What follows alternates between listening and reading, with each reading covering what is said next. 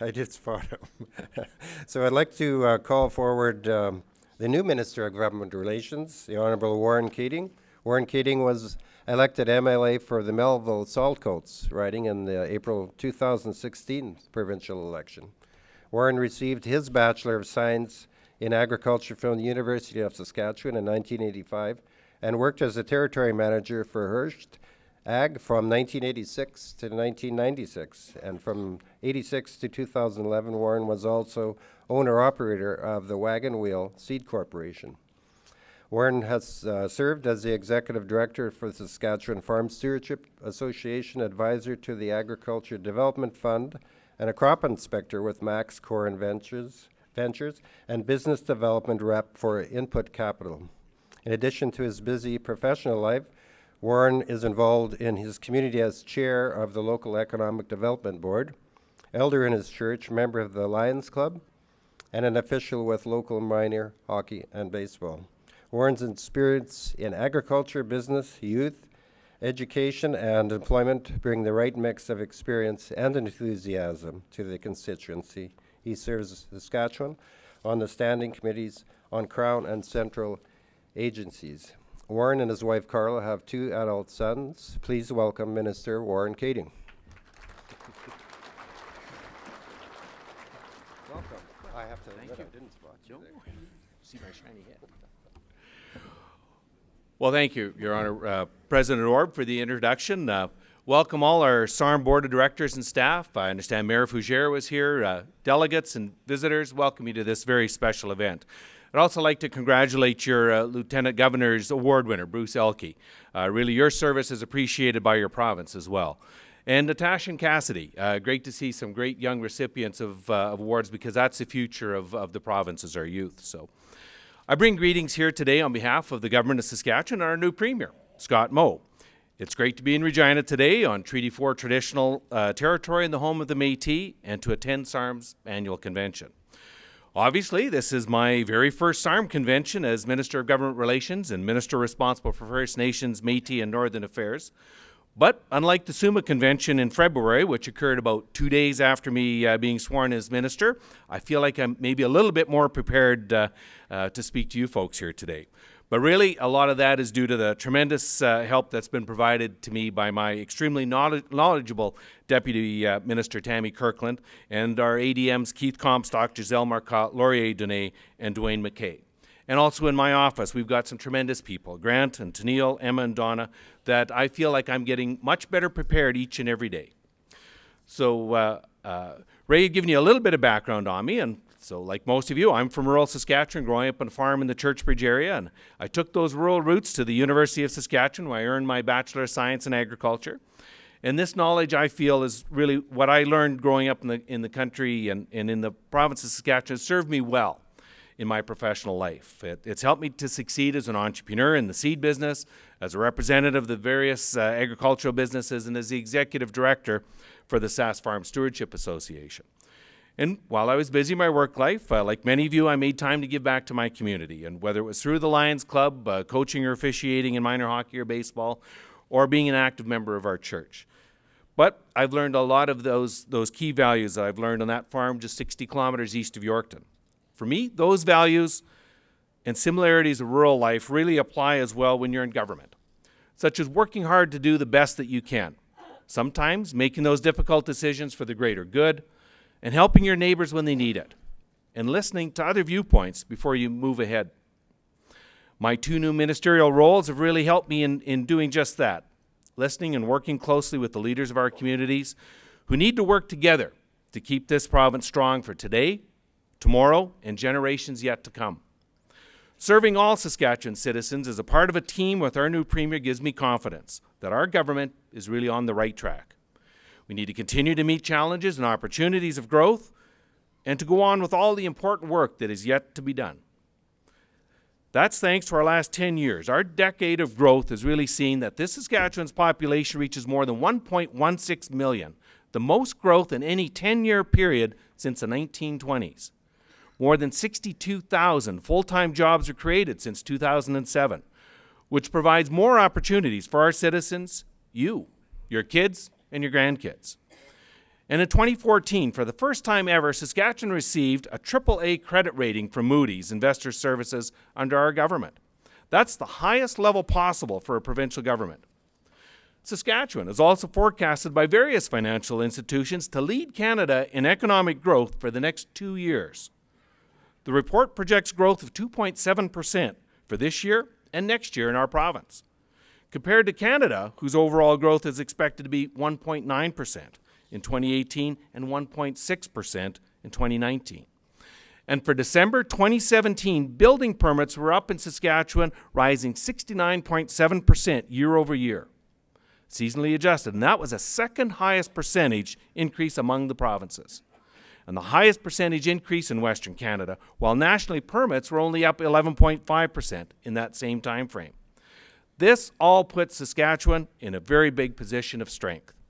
But that strength is also due to our great people, like all of you here today, our resilient economy, our government's work to improve the business climate and to attract investment to support growth, dividends from which fund hospitals, schools, roads, and services. But this strong position is also because of some very difficult decisions that our government has had to make, such as last year's difficult budget. And unfortunately, as we all know, the resource sector has faced challenges. Record low commodity prices in the energy and potash sectors has significantly impacted our provincial treasury. At the third quarter, the 2017-18 provincial budget projection was $595 million, down from $1 billion in 2016-17. But there's a lot more we have to do yet. Despite some of these tough choices and low commodity prices, our government continues to recognize the very important role played by rural Saskatchewan and those who live, work, and raise families here. Sometimes this has been during some very difficult circumstances. As many of you know, last October, wildfires near the communities of Burstall, Tompkins, and Leader burned approximately 88,000 acres, which included crop and pasture land. Those fires also killed an estimated 770 cattle and burned fences, outbuildings, and other structures. To help, our government contributed up to $100,000 in matching cash donations to the Saskatchewan Stock Growers Association Wildfire Relief Fund, a fund set up to help farmers and ranchers impacted by the fires in the province's southwest. The province also provided other support. Under the Provincial Disaster Assistance Program, we allowed producers that suffered wildfire damage to tame and native lands intended for grazing to apply for assistance, providing feed to affected livestock. Through the Ministry of Agriculture, our government provided grants of up to $10,000 each to each of the 5 affected RMs to support the disposal and burial of dead stock.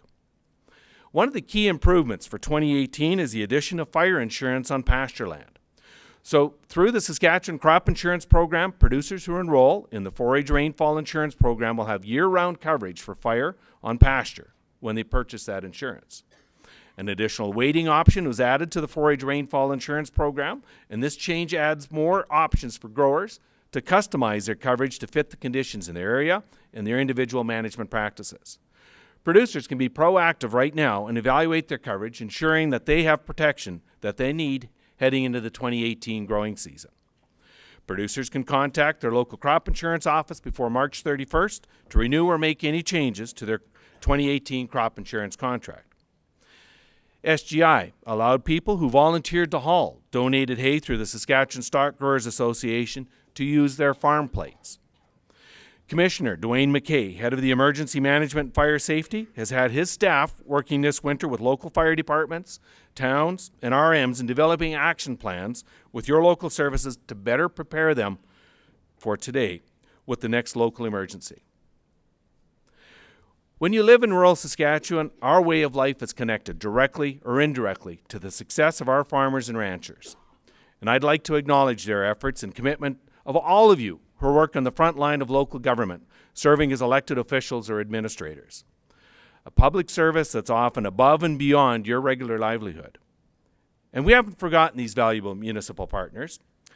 Our government has provided record funding and direct support to municipalities. The benefits of Saskatchewan's decade of growth have been shared through the Municipal Revenue Sharing Program, which has more than doubled over the last 10 years. So that means since 2007-8, more than $2.3 billion in funding will have been provided to municipalities, completely, unconditional, with no strings attached. So that included $257.8 million budgeted for the province's current fiscal year alone. Today, though, I'm going to outline our intentions for what happens beyond this current fiscal year.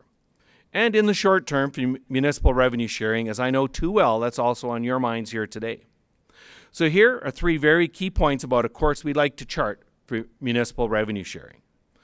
Point number one, and subject to provincial budget finalization, the municipal revenue sharing program is expected to operate during this province's next fiscal year of 2018-19 in the same manner as it has for the last several years. That is 1 percentage point of provincial sales tax from 2 fiscal years previous. So for fiscal 2018-19, it would mean that 1 percentage point of PST allocated to municipal revenue sharing will be based on fiscal 2016-17.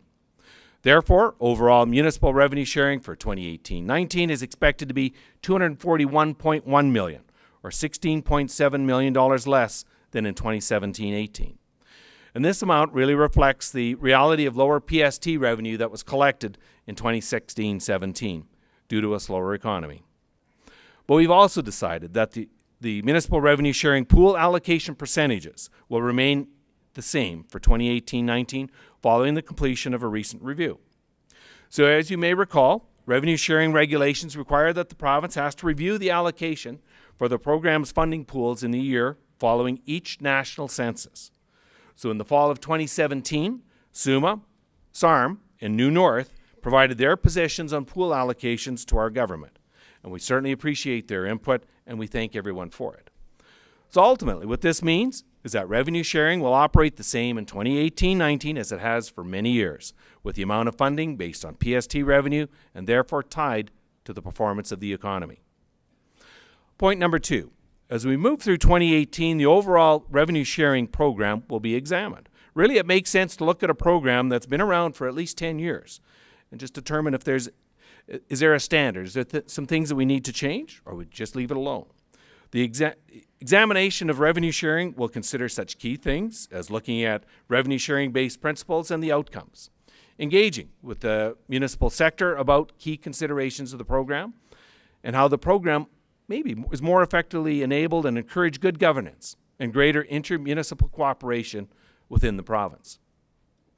Point number three, it's my intention to recommend that the municipal revenue sharing funding levels for 2019 and 20 remain the same as 18-19, which would be $241.1 million, and as mentioned, subject to provincial budget finalization. And I want to take this approach for really two very practical reasons. First is to provide municipalities stable and predictable funding levels that can be used for budgeting for the next 2 years. The second is to give our government a little bit more time to complete its examination of the revenue sharing program and to work with our municipal partners to implement any changes that really may be needed. So under this scenario, I'm suggesting that if there are any changes to the revenue sharing program, they wouldn't be put into effect until 2020, 2021 and beyond. So that gives 2 provincial fiscal years of predictability for all municipalities when it comes to this program prior to any potential changes that might occur. On the subject of reviews, last year our government made a commitment to review the grants in lieu program and surcharge payments relating to Sask Power and Sask Energy. And considerable work has really been done on that file by officials in my ministry and the Crown Investments Corporation, but no final decision has been made yet. So this will come apart as part of the finalization of our 2018-2019 provincial budget in early April. However, during any process of review or examination by a ministry, whether it's grants in lieu, revenue sharing, we just should remember that the reality of our lower commodity prices and our government's goal of returning to a balanced budget is imperative. Throughout the past decade, our government has been there for municipalities in other ways. We've invested record amounts in much-needed core infrastructure. For instance, the 2017-18 provincial budget allocated $3.7 billion for overall infrastructure investments for such things as highways, Crown utilities, elementary and secondary schools, post-secondary institutions, and municipal water and wastewater works. The Ministry of Government Relations budgeted more than $112 million in provincial funding for infrastructure projects for 2017-18. To date, under the new Building Canada Fund and the Clean Water and Wastewater Fund, the Ministry of Government Relations has announced 170 projects in Saskatchewan. Those projects are key public works that help improve the quality of life for our citizens and positions our communities and our province for growth. In terms of what's on the horizon for federal provincial infrastructure programs, my predecessor, Larry Doak, and Highways and Infrastructure Minister Dave Merritt were in Ottawa last fall, where they met with the federal minister and other provincial territorial ministers and officials. They discussed the rollout of the new federal Investing in Canada infrastructure program. It's expected to provide over $81 billion to the provinces and territories over the next 10 years. Saskatchewan's total federal allocation within that program is $896 million. And it's going to be divided among 4 different program streams. $308 million for public transit, $416 million for green infrastructure, $56 million for community, culture, and recreation, and $116 million for rural and northern communities. Negotiations between the Government of Canada and our provincial government are still underway. But we've been keeping SARM in the loop as the talks have progressed, and we're going to continue to do so. When we have further information, it will be made widely available. Many of our current and future infrastructure programs are a result of the province partnering with municipal governments and the Government of Canada. And this makes funding go a lot further. It also underscores what we can accomplish when we all work together, when we cooperate regionally. For example, a new wastewater treatment facility is in the works in the RM of Frenchman Butte, thanks to a partnership of the RM, the town of St. Walburg, and the village of Paradise Hill. It will be funded in part by the federal and provincial governments, and the Government of Saskatchewan contributing just over $4.1 million. This isn't the only example of municipalities working together for a common goal. Some municipalities are also collaborating to be better prepared for large public safety incidents, such as flooding, a major fire, or a large train derailment. I'm very proud of my constituency of Melville-Saltcoats, the RMs of Fertile Belt, Spy Hill, Calder, Saltcoats, Churchbridge, and Langenburg, as well as communities of Esterhazy, Churchbridge, Saltcoats, Spy Hill, Stockholm, McNutt, and Langenburg, who meet quarterly to discuss common issues, ideas, and concerns. And as you know, mutual aid agreements have been in place for many years between various municipalities, and they set the framework for neighboring fire departments to work together to battle a blaze that may be too large for one department to handle. But we're also seeing and are very encouraged by some other steps that municipalities are taking when it comes to public safety.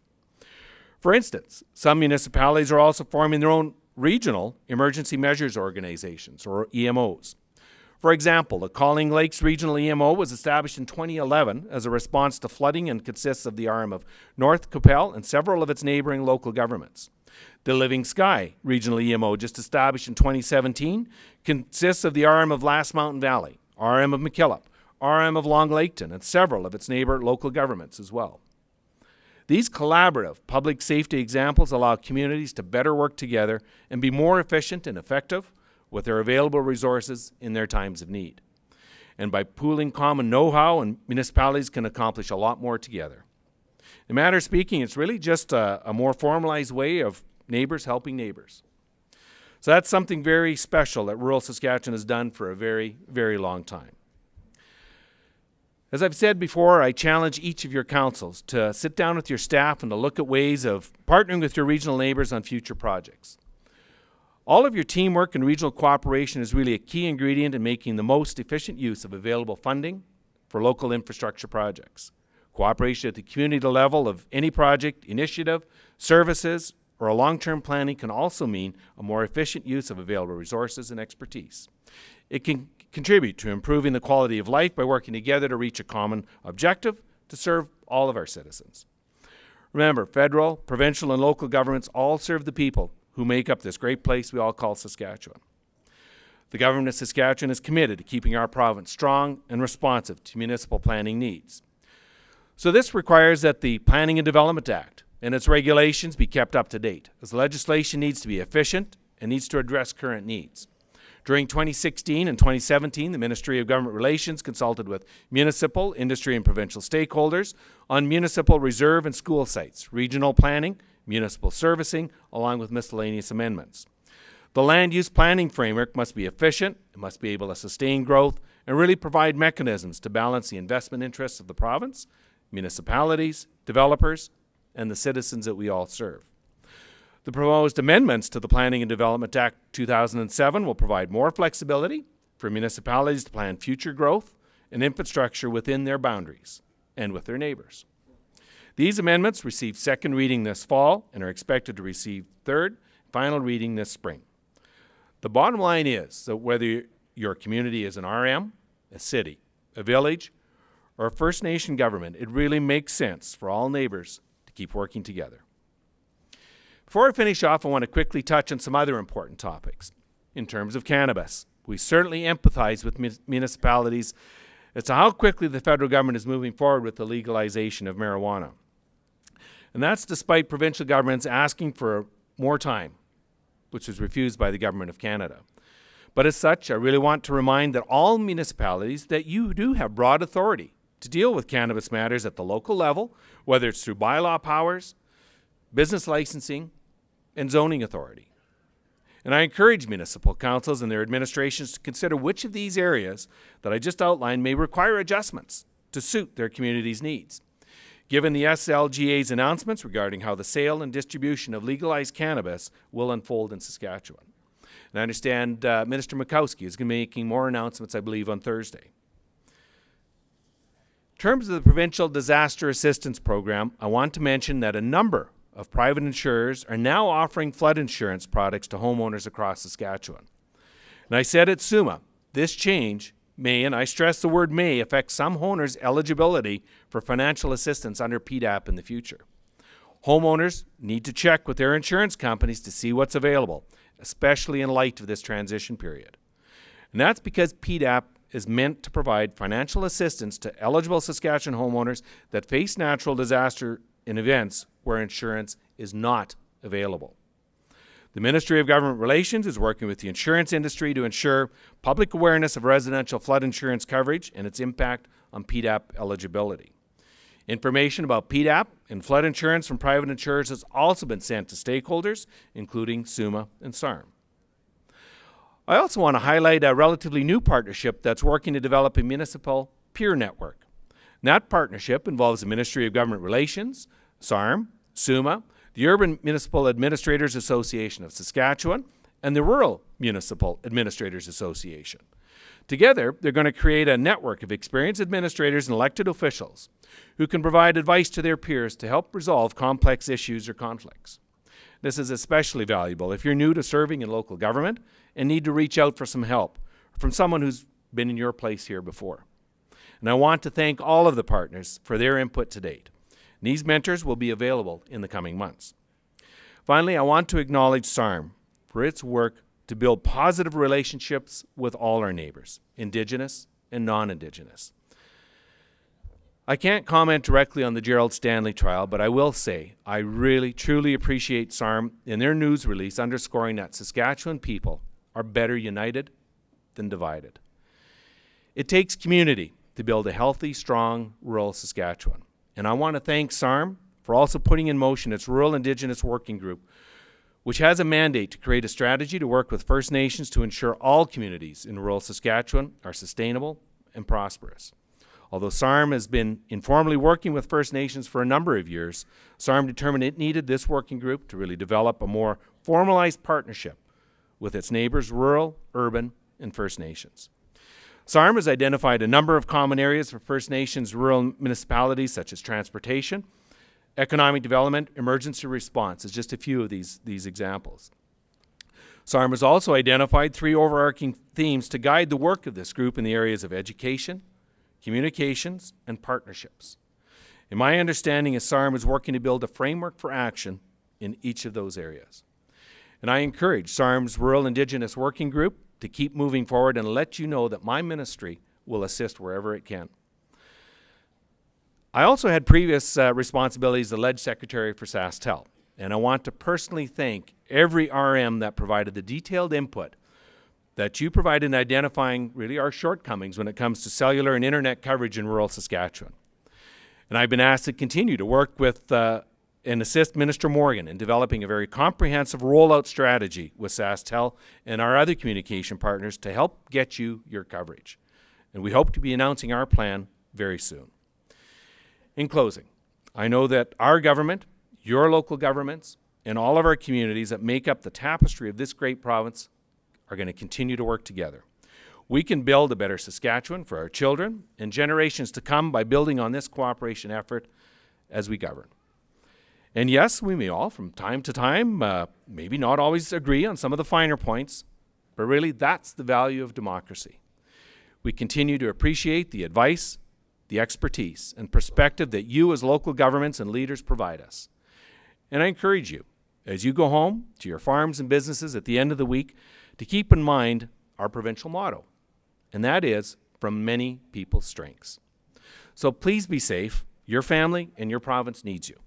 Thank you for the invitation to join you, and I give you best wishes for a great convention. Sorry, right?